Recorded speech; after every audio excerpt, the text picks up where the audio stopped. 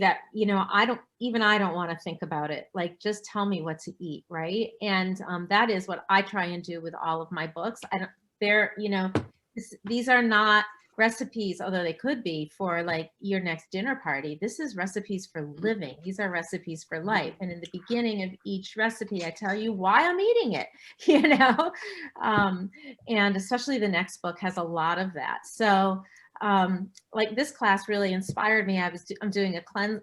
This topic inspired me, and I'm doing a cleanse class this afternoon. And I thought, you know what? All right, I'm going to work potatoes into it. Because we're already using leeks. Like, we'll make a really great potato leek casserole, and we'll be able to talk about, take it out of the oven. It's got the oil in it, right? Potatoes, the leeks, great for heart health, great purifiers.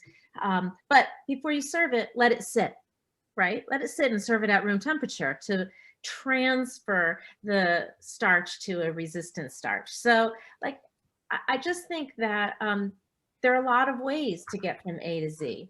And potato starch is a great way to open the door to say, yeah, we need probiotics, and here's one way, and here are a whole bunch of others. Sadly, people have lost that innate ability to tune in. When I ask people, how did such and such make them feel? They say they don't know. And I find that so sad. I don't know why I feel like I'm going to get emotional now, but I just find that so sad, because how did people lose that ability to tune in? And I think it's because we're so used to rules coming at us that we should be following, that we forget that, as you said, the nutritionist within, or just that innate wisdom to know what feels good for our body. And people tend to go so hard, like with something like potato starch. Dr. Hyman said, I think it was 2 tablespoons. I know people who would just start with 2 tablespoons because they're like, let me just get it in, or they don't want to be patient and work their way up to try to find that spot that's just right for them.